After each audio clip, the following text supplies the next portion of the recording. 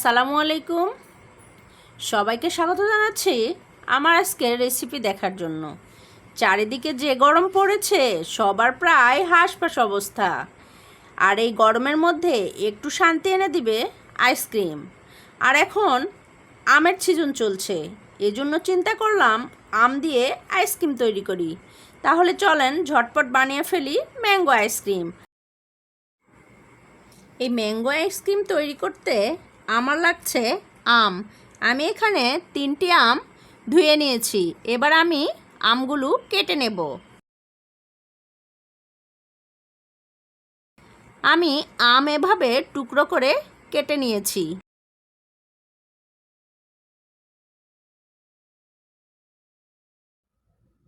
এখানে আমি একটি চামচের সাহায্যে ছাল থেকে আম আলাদা করে নেব। আর অন্য একটি বাটিতে 1 কাপ পরিমাণ আম রেখে দেব।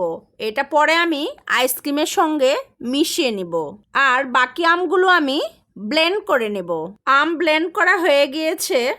এখানে একটা কথা বলে নেই, আম কিন্তু অবশ্যই মিষ্টি হতে হবে, তাছাড়া আইসক্রিম খেতে একদমই ভালো লাগবে না। এখন আমি দুধ জাল দিয়ে নেব। আমি এখানে 2 কাপ পরিমাণ দুধ নিয়েছি।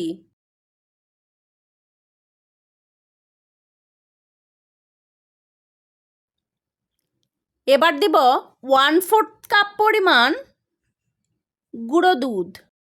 এখন দেব 1/4 কাপ পরিমাণ কনডেন্স মিল্ক। এরপরে দেব 2 টেবিল চামচ কর্নফ্লাওয়ার। এবার খুব ভালো করে মিশিয়ে নেব। আপনারা এটা চুলা বন্ধ থাকা অবস্থায় মিশিয়ে নেবেন। মেশানো হয়ে গেলে পরে চুলা ধরিয়ে দিবেন। দুধ এভাবে অনবরত নাড়তে হবে, তা না হলে পুড়ে গিয়ে পোড়া গন্ধ আসলে আর খেতে ভালো লাগবে না। দুধ নাড়তে নাড়তে দেখেন কতটা ঘন হয়ে এসছে। দুধ প্রায় হয়ে এসছে। এই যে দেখেন, এরকম যখন থাকবে তখন নামিয়ে ফেলবেন, কারণ আবার বেশি ঘন করলে একদম শুকিয়ে কাঠ হয়ে যাবে। এখন আমি ক্রিম বিট করে নেব। আমি এখানে 1 কাপ আর সামান্য একটু ক্রিম নিয়েছি। এবার এটাকে বিট করে নেব। আমি একটি বিটারের সাহায্যে এই ক্রিম বিট করব। আমি 3 থেকে 4 বারে এই ক্রিম বিট করে নেব। প্রত্যেকবারে 2 মিনিট করে বিট করব। ক্রিম একদমই ঘন হয়ে এসছে। দেখেন ক্রিম একদম রেডি হয়ে গিয়েছে। এবার এখানে আমি ব্লেন্ড করে রেখেছিলাম সেই আম দিয়ে দেব। আম একটু মিশিয়ে নিয়ে আবার বিট করে নেব। এবার দিয়ে দেব আমি যে দুধ জাল দিয়ে রেখেছিলাম, সেটি ঠান্ডা হয়ে দেখেন কতটা শুকিয়ে গিয়েছে। এই দুধের মিশ্রণ পুরোটাই ঢেলে দেব।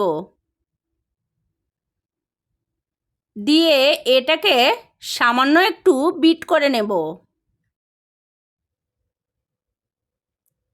এবার দিয়ে দিব 1/2 কাপ পরিমাণ কনডেন্স মিল্ক। কনডেন্স মিল্ক দিয়ে আবারও ভালো করে বিট করে মিশিয়ে নেব। মেশানো হয়ে গিয়েছে। এবার দিয়ে দিব আমি যে 1 কাপ পরিমাণ আম রেখেছিলাম, সেটি এই আইসক্রিমের ভিতর ঢেলে দিব।